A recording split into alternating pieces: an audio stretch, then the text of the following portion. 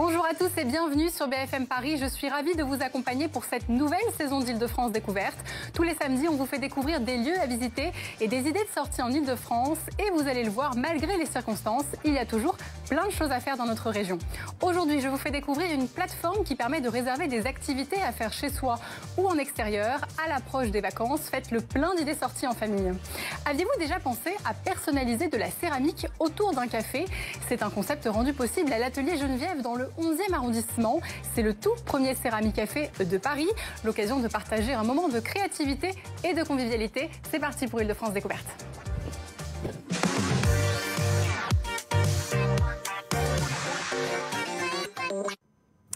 Plus qu'une semaine avant le début des vacances en Île-de-France et vous vous demandez sûrement ce que vous allez pouvoir faire alors que les lieux culturels sont toujours fermés. Pour vous aider, je reçois en plateau Hélène de Rosière, fondatrice de la plateforme Les Ouvreuses. Bonjour Hélène. Bonjour Gabrielle. Et pour commencer, dites-nous quel est le concept du site Les Ouvreuses et comment est née l'idée? Alors les Ouvreuses, c'est une agence de sorties culturelles et créatives spécialisée sur les enfants. Donc notre métier, c'est vraiment de dénicher le meilleur des concerts, spectacles, visites, ateliers et de créer aussi nous-mêmes un certain nombre d'activités. Et concrètement, comment ça fonctionne? Alors concrètement, c'est très simple. On arrive sur le site des Ouvreuses. Il y a toutes les activités sélectionnées à faire en ce moment en Île-de-France. On peut utiliser les filtres par âge, par date, par catégorie d'activité. Et une fois qu'on a sélectionné l'activité qui nous plaît, on peut réserver directement sur le site ses billets pour l'activité. Et avec la fermeture des lieux de culture l'an dernier, comment s'est passée l'adaptation pour vous? La fermeture des lieux de culture a un gros impact sur notre activité. Alors on a du coup tout réorganisé pour que ce soit des expériences individuelles. Les visites se font que en visite privée, donc un guide pour une famille. On a développé aussi des jeux de piste en kit, donc on peut télécharger sur son téléphone et faire de manière totalement autonome, par exemple pour découvrir les passages couverts à Paris ou chasser les Space Invaders dans le quartier de Saint-Germain. Et puis on a aussi développé un certain nombre d'expériences digitales, des découvertes d'artistes, de périodes historiques en Zoom avec un conférencier. Et tout ça, évidemment, de manière ludique. Et du coup, dernière question, comment donner le goût de l'art chez les enfants et comment éveiller leur sens artistique? Alors, je pense qu'il y a plusieurs choses qu'il faut mettre en place. La première, c'est, à mon avis, il faut commencer le plus tôt possible. Parce que quand les enfants sont tout petits, ce sont des vraies éponges. Et l'art, finalement, c'est un moment d'émotion. Et ils sont tout à fait en mesure de ressentir ça et de se développer grâce à l'art. Par exemple, quand on fait des visites dans des musées ou même à domicile, on utilise des outils pédagogiques qui vont pouvoir impliquer même les plus petits dans une visite. On a cette palette qui va nous permettre de faire des chasses aux couleurs dans des tableaux. Alors tout d'un coup, la conférencière va demander d'aller chercher le bleu. Et donc l'enfant prend son bleu et doit chercher dans le tableau où est-ce qu'il voit du bleu. Et puis il va pouvoir venir coller son rond de couleurs sur sa palette et reconstituer ainsi la palette de l'artiste. Et donc du coup, ça lui permet vraiment de visualiser ce que c'est et d'être vraiment en adéquation avec lui, son développement. Et ça lui paraît assez naturel finalement de découvrir le monde de cette manière-là. Merci beaucoup Hélène de Rosière d'être venue sur le plateau d'Île-de-France Découverte. Je le rappelle, vous êtes la fondatrice du site Les Ouvreuses. Un œil sur notre agenda du week-end maintenant. Si vous avez envie de chiner, aujourd'hui et demain a lieu la brocante Oberkampf, située boulevard Richard Lenoir dans le 11e arrondissement. Sur place, 80 exposants qui proposent des vêtements vintage, des meubles, des assiettes ou encore des livres. Un rendez-vous qui a lieu 2 fois par an et qui existe depuis 10 ans. Pour les horaires, c'est aujourd'hui de 7h à 17h30 et demain de 9h à 17h30. Si vous avez plutôt envie de faire du shopping, sachez que certains centres commerciaux restent ouverts dans notre région. C'est le cas par exemple de Bercy Village dans le 12e, du centre ici Trois-Moulins situé à Issy-les-Moulineaux ou encore du centre commercial en plein air La Vallée Village situé en Seine-et-Marne. La météo étant capricieuse ce week-end, je vous invite à découvrir un jeu virtuel à faire en famille à la maison, la Mission Zigomar, une grande enquête qui vous permettra de découvrir ou redécouvrir les plus beaux musées de la capitale. C'est gratuit, ça se joue sur ordinateur sur le site parismuséjunior.paris.fr et c'est recommandé de 6 à 12 ans. Comme on l'évoquait plus tôt avec notre invité, les lieux culturels étant fermés, c'est une manière ludique pour les enfants d'en apprendre un peu plus sur l'art tout en restant à la maison.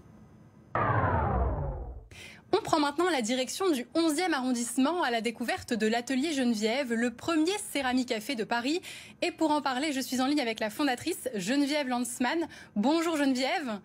Tout d'abord, Dites-nous, qu'est-ce que le Céramique Café ? Le Céramique Café, c'est un lieu hybride, à la fois coffee shop, donc vous pouvez venir pour boire en temps normal, pour boire un verre et pour grignoter, et aussi un atelier où vous pouvez décorer des céramiques. Je peux vous montrer un petit peu comment ça se passe. Voilà, on a plein de céramiques qui sont à disposition et tout le matériel pour les peindre directement ici.